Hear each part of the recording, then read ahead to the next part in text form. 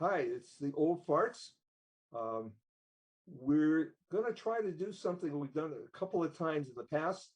Um, Hopefully, we'll be able to accomplish it now. What we're going to try to do is identify a problem, whatever that problem is, that we agree among the three of us is a problem. And then we're going to analyze to see what we can do to improve, not solve, but improve the problem. So that the net result is when it is we propose is actually implemented, America is better off than it is now.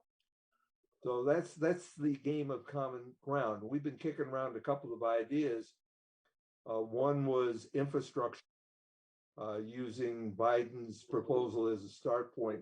Another one, which is sort of gaining traction, is the question: should America re-engage with the rest of the world, or should it remain somewhat isolated? It's impossible in this day and age to be totally isolated, but somewhat isolated, and let the world deal with its own problems. So that's kind of where we are now. And Omanon and Pat and I have been kicking around ideas. I'd like to start the idea of re-engaging the world and how we're going to do it with the overriding issue: does America want to re-engage with the world? We stopped certainly 4 years ago, but even before that, we were, withdrawing to some extent. Do we want to go back? And if we do, to what extent? Do we want to be the dominant power again? We want to just be another big country? What is it that we want? My problem is Pat? that Yeah. when we go to the table to discuss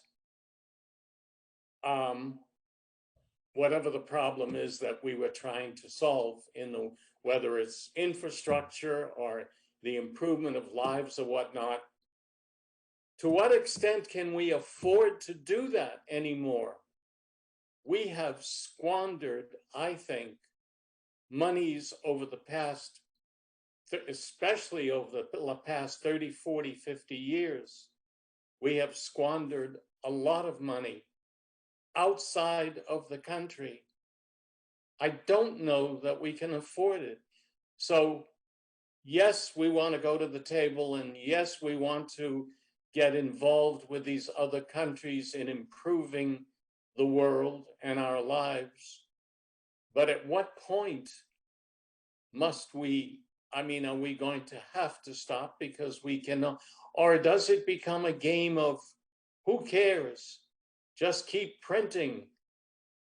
I think that what we can afford is primary before we can go to the table to discuss what we would like to see done with the other countries. At any rate, let me throw out a suggestion for whether we can afford it or not. About 3 years ago, we passed a massive tax cut.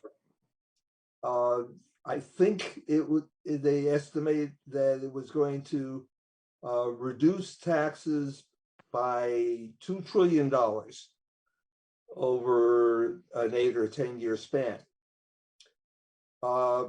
If we put taxes back the way they were, that would be the $2 trillion that, well, for example, that Biden could use on his infrastructure bill. That $2 trillion could be used to re-engage in a variety of ways, including something we were talking about a little bit earlier, the idea that China is becoming the dominant force in Africa. I don't know that people necessarily care until they realize several things. most important about Africa is it's got tremendous resources that are needed for a modern technology. You're going to have to, one way or another, you're going to have to pay for that. You might pay more if you're going to China to get the resources as opposed to going directly to Africa. So there's one reason why you might want to take that $2 trillion that was taken away from the U.S. government's treasury and put it back in. My question is, what happens when you take that money out of the economy? Monies that, and here's the crux of my point, my position is, and I think we are ignoring it, is can we afford it? I mean, are we just printing money? I mean, are these, why were the monies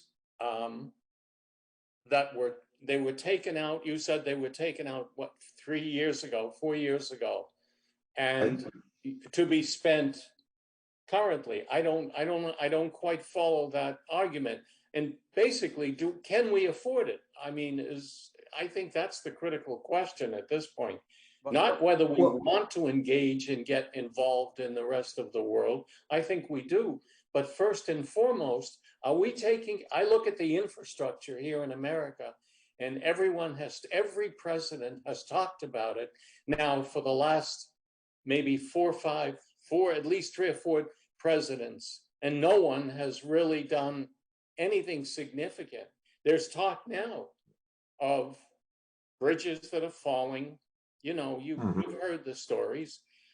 Where is our obligation? Is it here at home first until we become strong enough to spend elsewhere?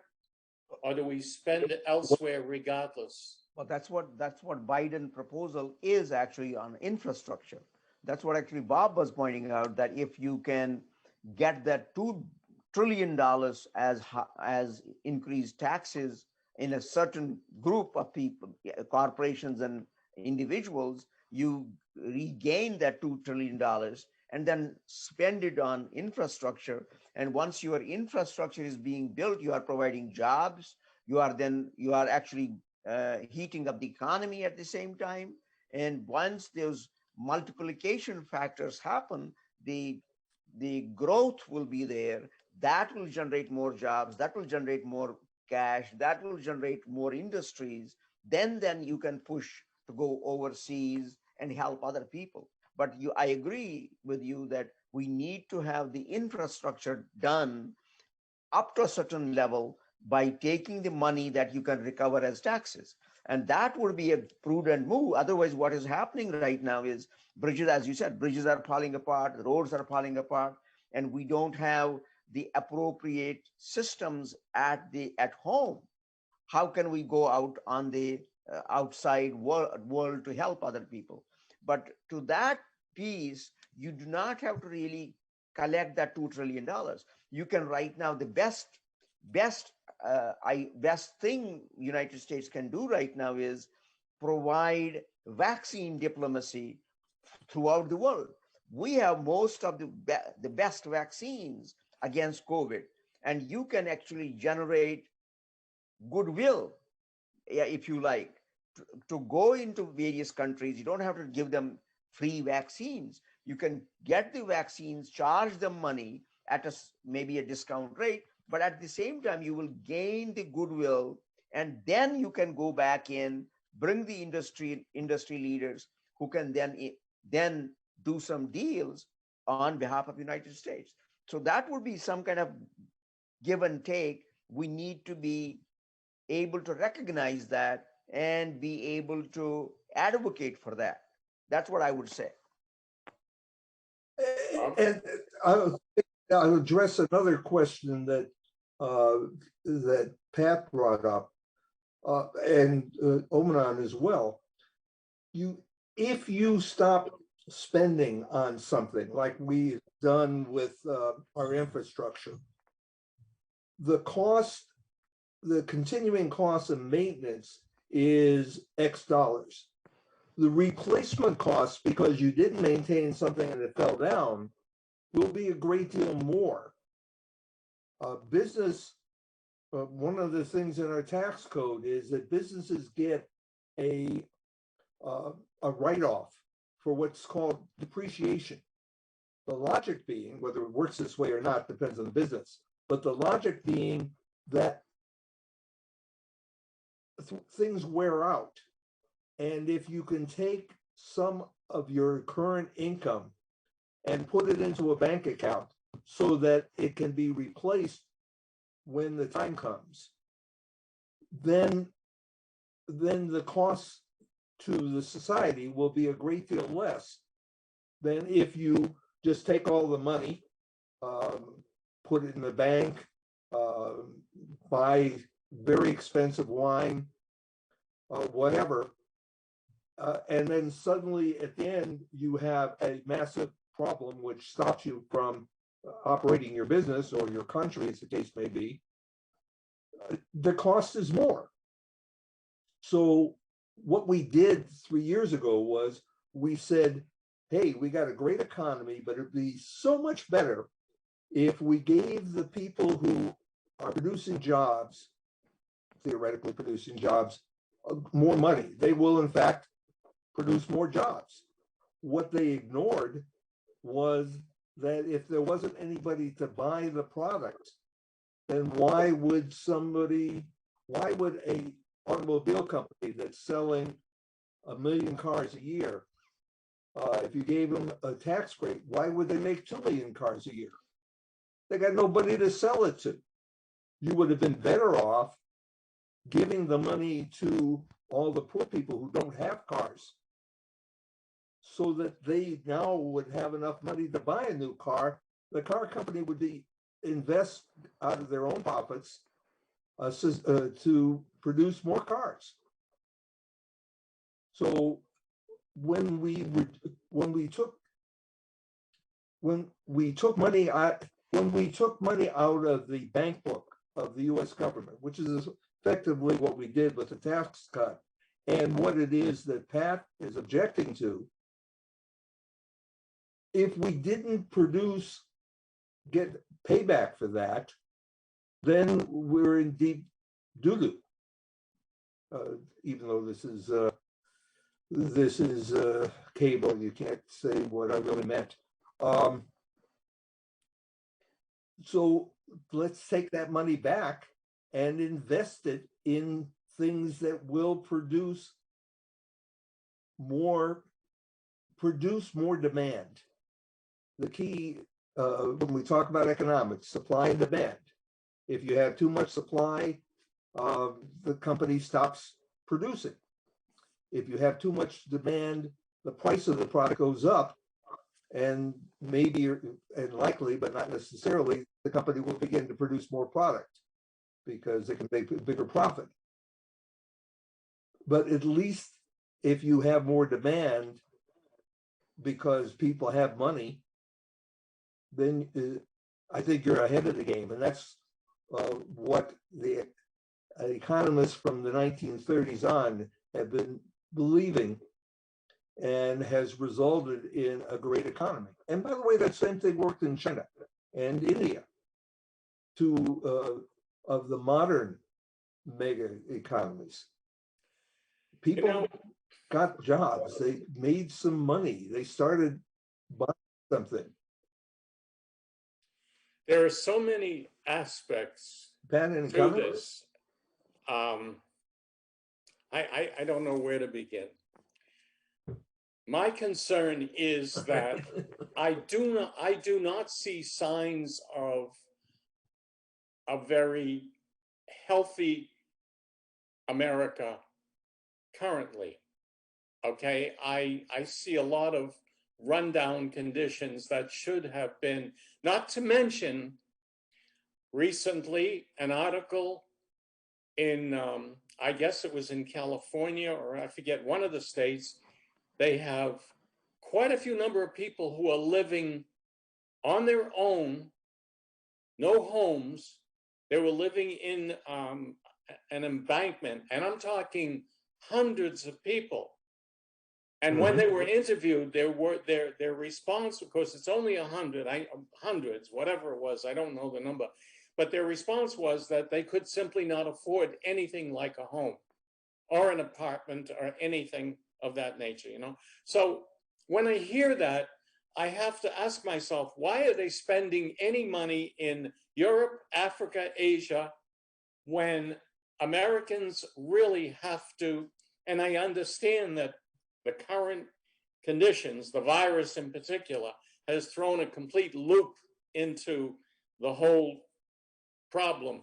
You know, it's probably unfair to judge now when you look out and you see what that people are suffering. It could very well be in part because of the virus. Businesses have closed and so forth. You know the story. The other part of the problem that bothers me is at the other end of the line. Where are we going as a country? No, as major countries. I see so many signs of us inching toward a world government. I don't know if spending on our own economy improves our ability to live here in this country, and are we moving forward to world government regardless of what we spend and regardless of what we do? Or to put it another way, is China the lead country in that venture? Given 10, 20 years from now, will China be the country that has literally brought all of the countries, large and small, together somehow under one economy? It's another aspect of this.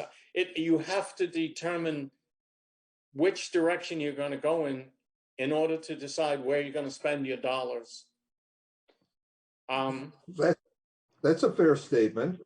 I don't think that China has any interest in a world government that is not totally dominated by China, in the same way as America in the 50s and 60s and 70s had any interest in a world government that wasn't dominated by America. But at the same time, I was going to interject there that if we think that China is going to take over, isn't that high time that we prevent that from happening by jumping into the arena so that things don't go that way? And the other piece to that is that if we do not spend on infrastructure, we will not be able to generate a lot more jobs that could address the issues of those people living on the riverbank. So all that is somehow tied together in my mind. So we have to engage here. By doing that, we can engage outside as well, keeping in mind that we got to protect ourselves. That's the first thing. But by protecting ourselves, we should not get into the tendency of living in a cave, because that is counterproductive. Particularly if the only time we exit the cave is to wave a big stick so that nobody wants to be anywhere near us.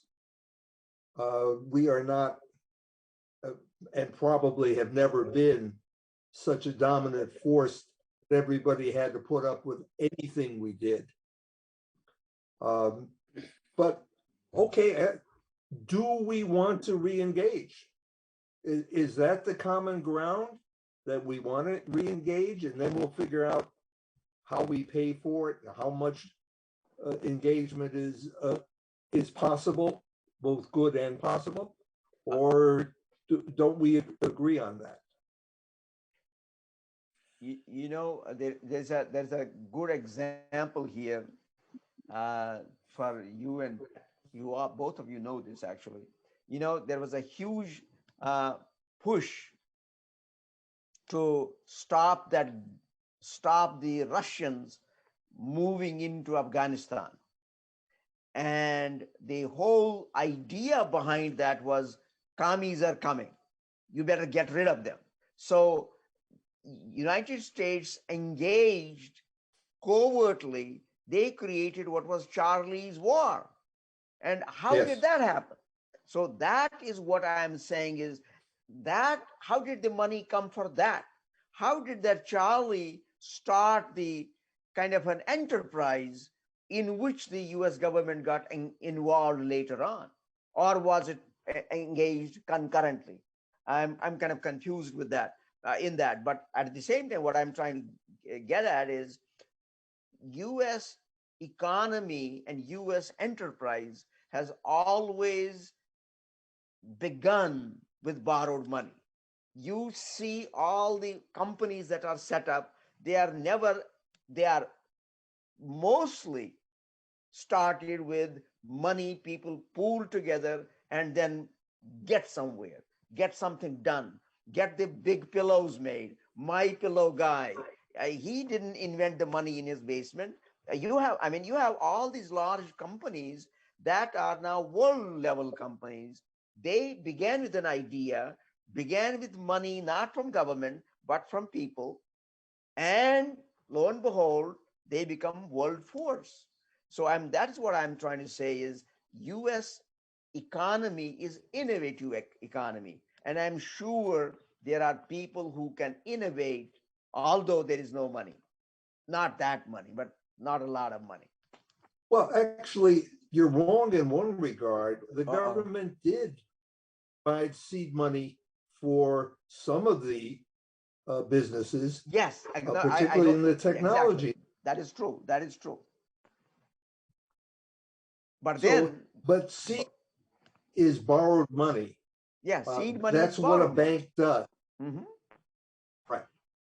And a bank looks at a situation and says, if I give you some money, what are the chances I'm going to get not only my money back, but more? And if they decide that it's a good risk, they do it.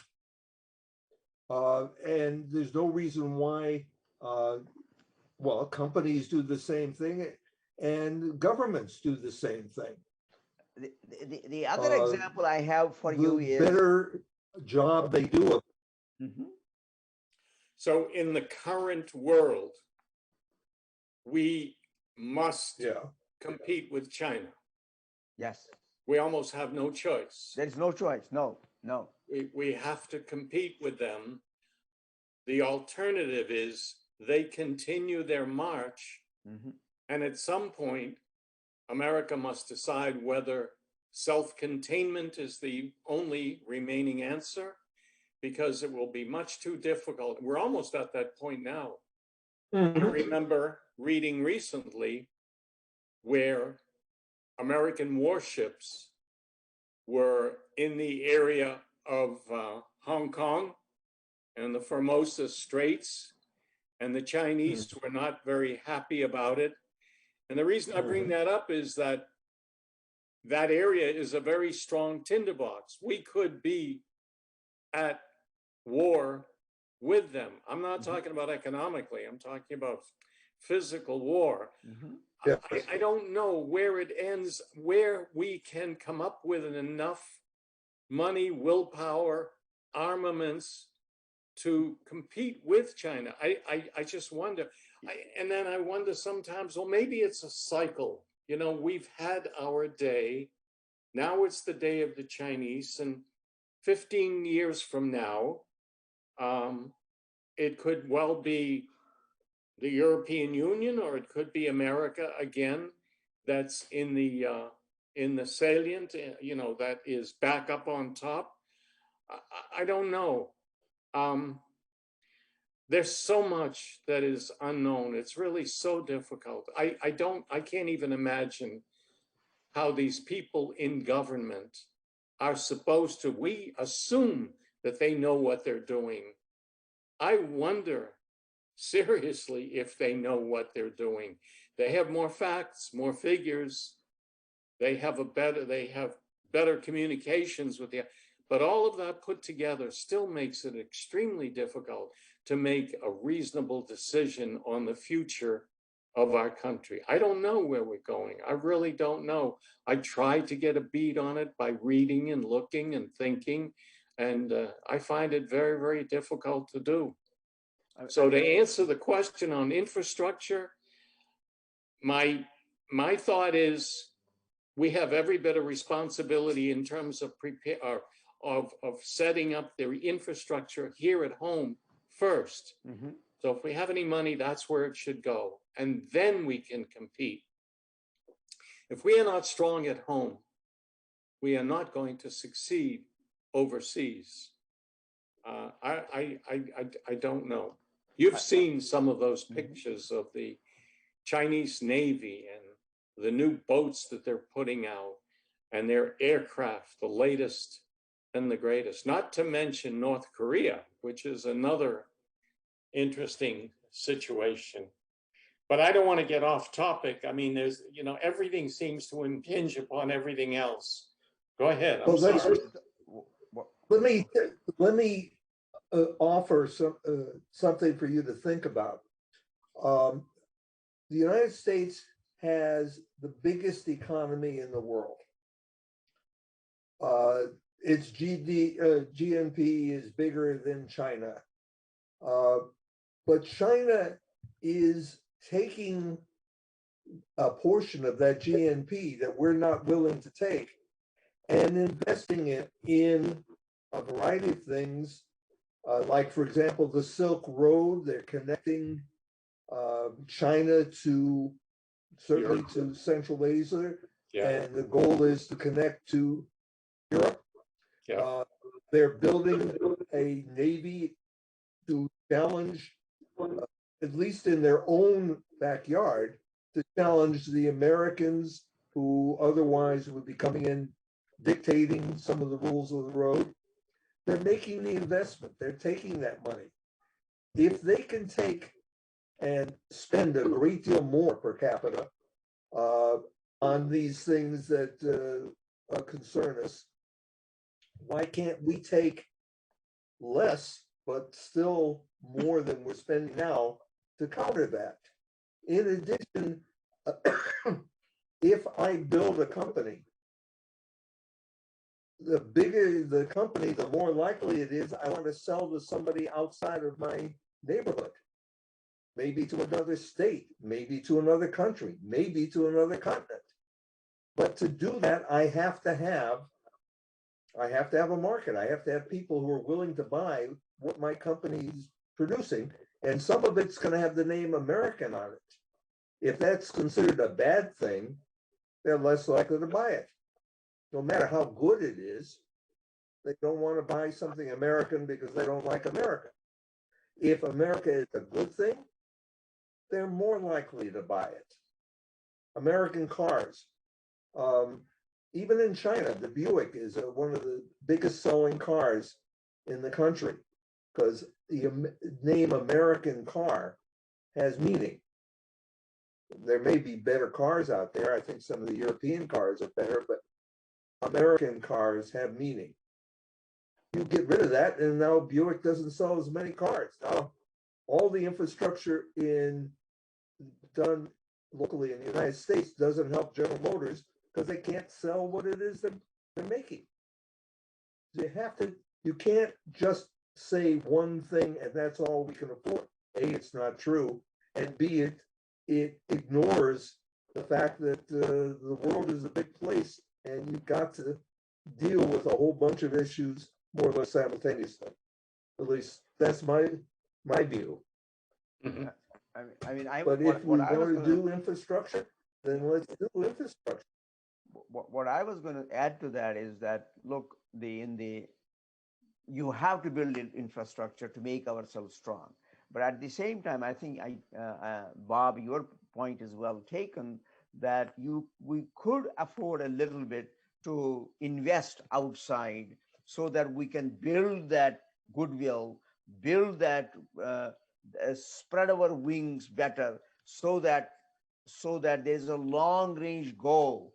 That's what I'm worried about. Are the policy wonks looking at long range goals rather than give me something for tomorrow only?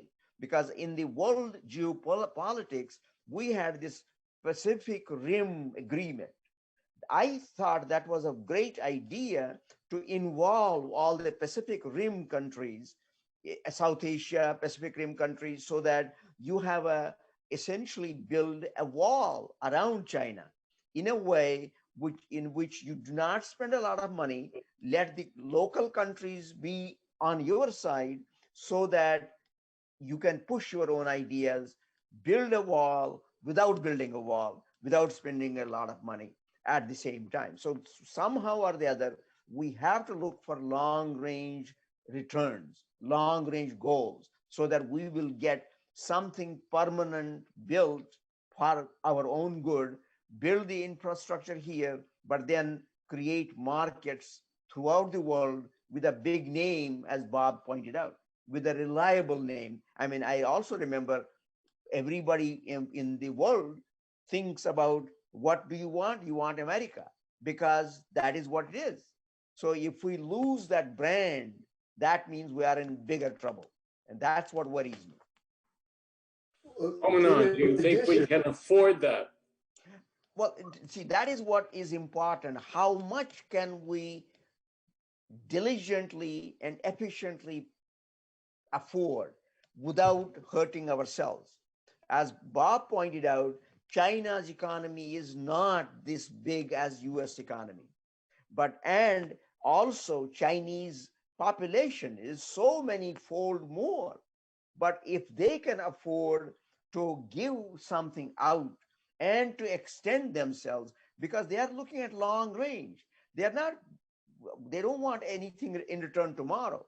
They're looking long range. They are building the infrastructure. They have gone into Africa. They are investing in agriculture in Africa. I was told by my friends that local farmers now are not building farms. It is the Chinese who are doing farming. They are selling the cucumbers. They are selling the spinach, but local economies at the same time thriving. Of course, some people are angry at the same time, but given that they are reaching out at grassroots level, and we are not there, that means who are they going to remember? They are going to remember Chinese, and I don't think we want that. Well, in addition, they are dictating who will be running the African country. We were doing that for a long time. We said we may not like what somebody does, but it's acceptable because they favor us whenever something happens. Now the Chinese are going to dictate who's running it, and they will be able to benefit from the fact that the government will favor the Chinese. And you Omanon pointed out the Pacific Rim concept. When we withdrew from it, China joined, and now the Pacific Rim is China dominant. And again, we are becoming further and further behind, and it will cost us more money than to try to get even. And if we're not willing to even spend on a bridge, what chance do we have to become a full a member of the world society? Where, by the way, world government in and of itself, I don't understand what's wrong with that necessarily. It depends on who's running it. But California and Mississippi are able to tolerate each other to some extent. Hell, Boston and Great Barrington can tolerate each other to some extent. If they can do that, why can't we tolerate India and China and Brazil. Permit me to, if you will, to bring in a personal observation. I say personal because it was a few years ago. I was in China and spent, I think it was 10 days that we toured. And one of the most telling features was when we were in the capital, Beijing, and where the government is located, they had a huge square and some of the government buildings, and they were pointing out all of the, and this was where, you remember the incident where the students rioted. It was quite a few years ago, and the government stepped in and squashed them and whatnot. At any rate, one of the things that stuck with me and has always remained with me is that the Chinese positioned their guards around the perimeter of this great big area filled with people. And they stood there and you could see only their eyes moving, literally moving and watching, looking for someone, anyone who perhaps had something, especially people who were carrying, and everyone, they were all mostly tourists, they're all carrying bags. The point I'm trying to make is, given what is happening in, I can't remember the name of the country that they're taking over, the one that they're fighting with now, the Uyghurs. Okay. Oh, it's a country. This is another aspect of the whole problem. Is the Chinese? My question is basically, is the Chinese regime going to be able to stand up? There's an awful lot of pressure on it, not only from the people and the world, but I would imagine with it. How stable? This is completely, you know, it maybe I shouldn't even bring it up, but I have to wonder, do they have the stability to continue on this road of expansion? They are now annihilating the Uyghurs, and they're just taking them, they're taking their buildings, their homes, their people, and they're turning them into Chinese. And my understanding is that they are very upset. Needless to say, they're losing their culture, their country. I don't know. Is there a chance, is there a remote possibility that the Chinese, as big as they are and continuing to grow, as we said, is there a collapse in their future? What do you think? I don't think there is a collapse in the future. But what I was going to say that the even in the Chinese populace, who do they like? They like America. So you have to see that I have talked to people there.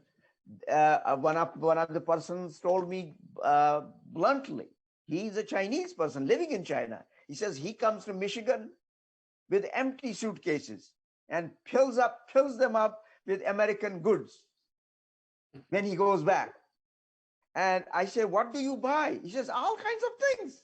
I said, they are mostly made in China. He says, no.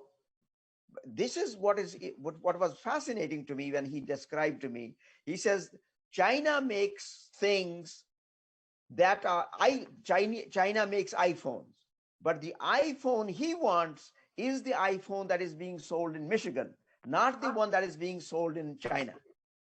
Why? So, because they say those are not the iPhones. Those are something they make up for Chinese. So you can see there is distrust in the government, the way it is running. But at the same time, you have to look at government policy. What is government doing? Government is taking a part of their money and investing in long-range goals of encroachment throughout the world. although we have a good name, can we keep that brand name up forever? That's what my goal would be. And in that, I think I would like to invest some money. But only thing what I'm afraid of are the policy wonks really thinking long range. There will be gains, there will be losses, but are we able to balance that? And I agree. I'll give you an example. Pat was saying earlier, he didn't think that people in government could think far enough ahead and plan. The implication was that if only you had business leaders who were in the business of being long-range thinkers, that would solve the problem. And I will give you General Electric. 15 years ago, 20 years ago, the biggest company in the world, everyone looked up to it. They were conglomerate, they did everything, they did it well. Today, not so much. If you would had GE stock and didn't sell it, you'd be in serious shape right now, because they, with all the money, all the resources in the world, could not get out of their own way. So if what you were asking, are the people in Washington capable of doing what's necessary? I don't know. But I don't know that anybody is going to have is going to be able to do this perfectly. As Omanad said, there are going to be hitches in the road. If you have a goal that you believe in, then you have a better chance of maintaining it and adjusting it as circumstances change. I mean, there is a good example. Another example is actually look at Sears. Sears was a great company, and all over the place now, and everybody loved buying stuff there and ordering online. I mean, ordering catalog. But now what happened is they did not adjust. What happened is they kept bleeding, worried about bleed, but they did not invest in they were a leader in catalog business. Only thing they had to do is invest in technology. They would have been the Amazon, and they missed the boat. So is the United States ready to do just that and then lose? I hope not. You don't think that we are investing enough in our economy? Or No. in discovery is what I mean. Well, that's a very, very important point. We are not, because if we were investing see, this is what I talk about long range goals. Long range goals are not just making bombs. Long range goals are also involved in, for example, healthcare. For example, in newer technologies to make better cars, make better engines, make better some things which we have never thought of. Now, for example, we have this pandemic that right now that Bill Gates talked about in 2015. But the problem has been that we have always ignored that the infections that spring up in all those poor people's countries, they're offshore, they're not here. Why do we care? Forget about them. Now, the problem is we did not do the appropriate precautionary research ahead of time, thinking 20 years, 25 years, because given the way humans are constantly encroaching into the environment, we are uprooting everything. And given that we are getting into more and more wildlife, there are more and more chances of bringing up newer pandemics. Are we investing in research, investing in medications, and investing in the infrastructure that would help us be ready for such a pandemic. We are not, because that is happening in Hong Kong or in China or in Vietnam. That's where the or in Africa for that matter, where the intersection of wildlife and humans is happening more often. So that is one way to think about it. Omanan, I don't know, it begs the question, should we be spending on outside research, or should we be spending badly needed money on the American infrastructure?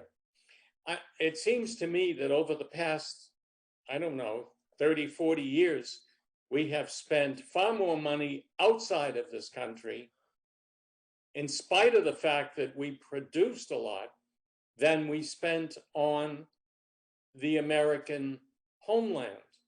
And I think I understand you're saying compete and be effective.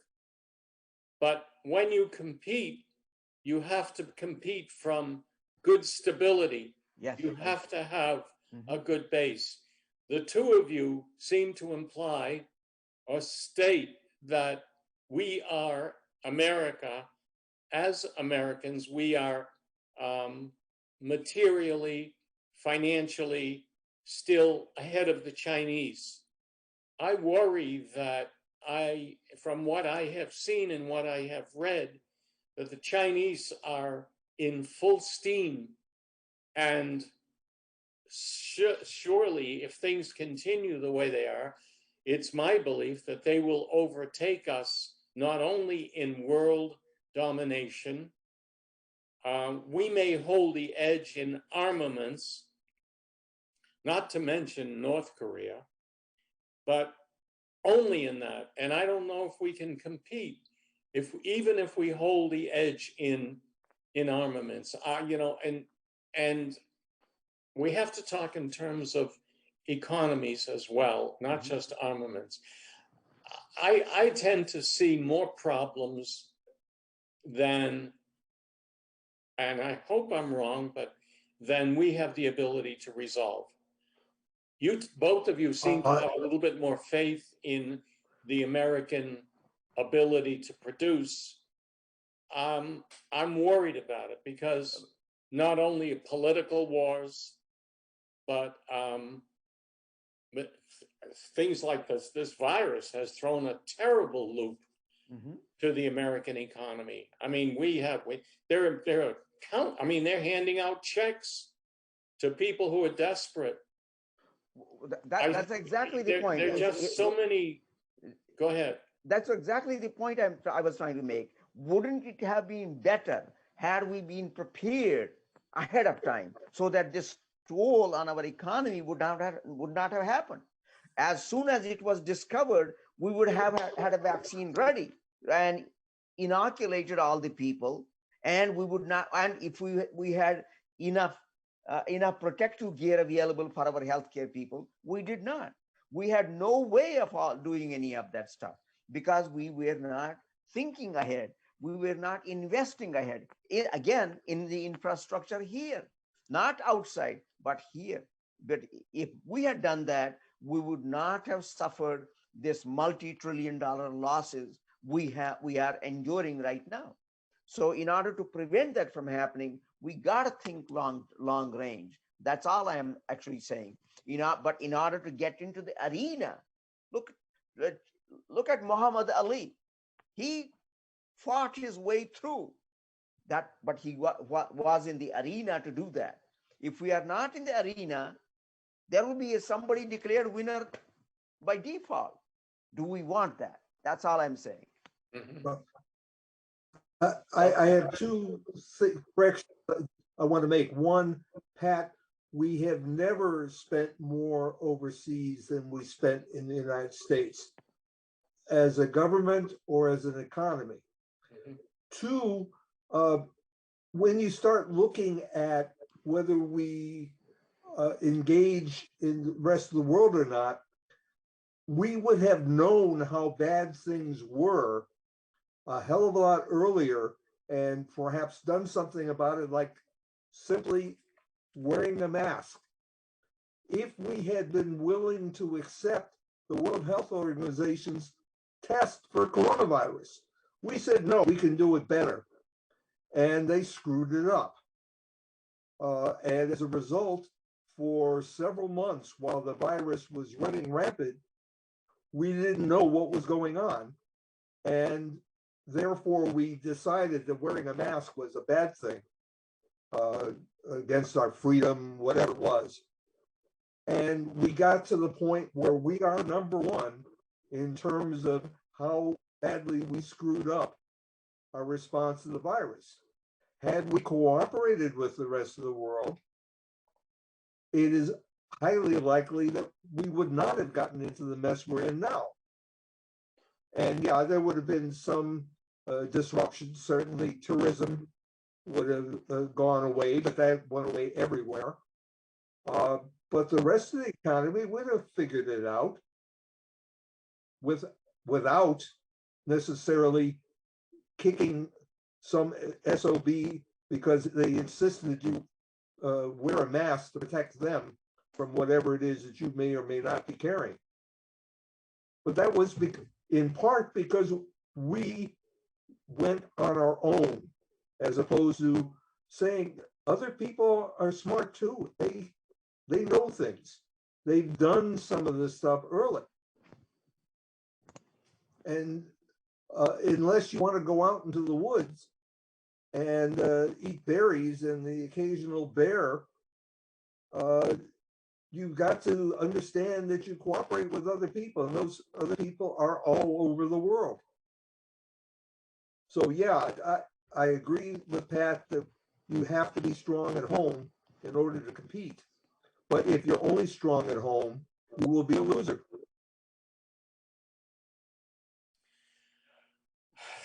I don't know. There's so much that that we don't know. All we can do is talk about what we would like to see, and never know whether it will actually happen. There's so many questions. Sometimes I think that the advancements in media are not as helpful as they possibly could be, which is another problem, delivering the news. We here on this program have to discuss with the assumption that the information that we're getting is correct. And there are many, many days when I really have to wonder if that information, how can you make decisions if you can't depend upon the accuracy of what you're hearing?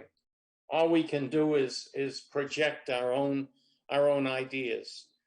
I don't know where America is going. I don't know where China is going. I'm sure that both of you don't know either. And all we can do is produce these possibilities that may be, even to a certain extent, may be unrealistic. I don't know.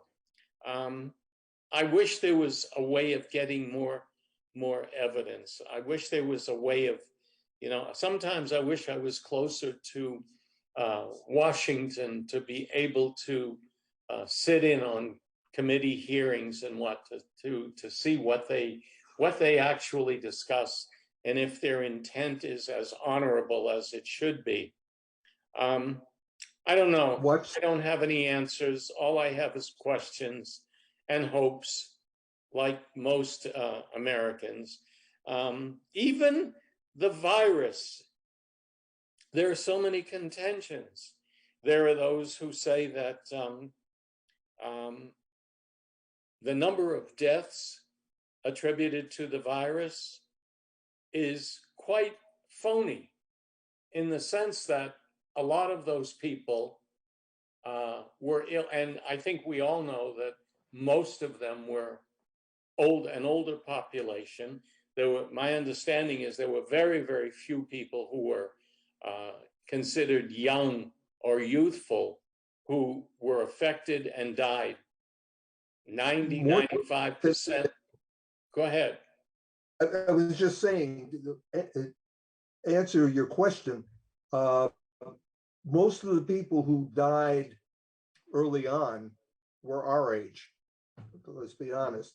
Now, there a great deal more of them are young, and people who got sick and recovered, who are young, who are going to be disabled for an extended period of time, maybe the rest of their lives.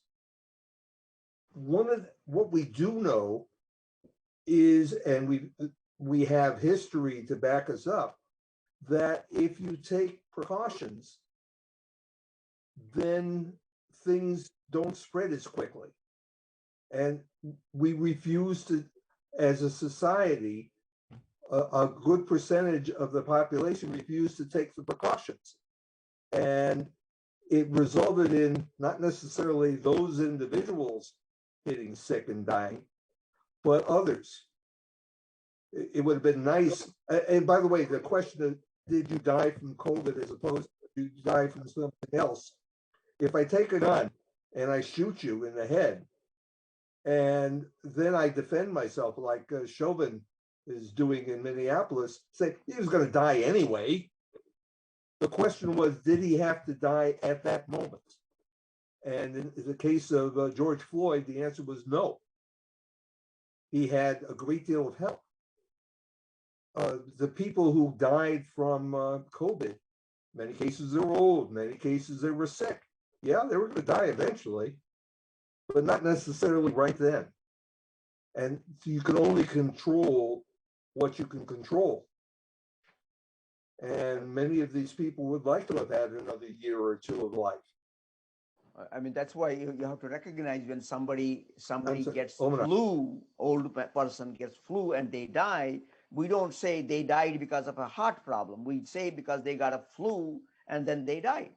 Same thing happened here. People, older people, the number of percentage of people who were older in the early days, even now, the chances of an older person dying because of COVID are much higher than compared to the younger people. But now what has happened is with the variants now, the younger people are also getting up there. And Bob pointed out, actually, the problem is now that no matter what age you are in, we have no idea what the long range consequences are in the long haulers. It has become a new category of disease, long haulers of COVID-19, because they have multiple level problems which are sometimes indescribable. What horror they are going through, having recovered though, not died, but they are suffering every day. So we have not been prepared to deal with this at the right time. Yeah, and I agree. We have about a minute to go. Have we at least agreed? Where did the hour go? It was a lot of fun, and I really enjoyed it. Do we agreed on a problem? Obviously, we haven't agreed on a solution, but is there a problem that we can agree exists? Maybe take up at another time. I don't know. I think each of us approaches the problem. This is a benefit. Each of us approaches the problem as we see it from our vantage point. And there's always the hope that the three, or however many are involved, will come to that one point of agreement and find out that that is the best approach. So all we can do is continue along our individual roads and meet periodically, as we have here, and bring those points in and hope that they mesh with yours and yours and yours and mine. And I guess that's called advancement. And it's very elusive. It's extremely elusive. So we bring our individual vantage points or the information that is culled from that and hope that it will result in something that is meaningful. I think it's something that more people should do. Especially in this isolated world, it's extreme. I mean, here we are, we can't even sit together. And here we're doing this remote, and even that is a bit of a problem. Thank God we have this as a medium, but it is not ideal. It is good, but it is not ideal. Ideal is for me to face you. And anyway, I think you understand. What are your thoughts? But that's what you are saying is there is hope. Hope is Yes. a very important word. Yes, there is hope. And that would be my bottom line there. There is hope. There is hope. It's a good bottom line. Yes. Bob, what are your thoughts? I agree that hope is critical because at least you're now willing to put out some effort to try to solve the problem as opposed to just accepting that what's happening.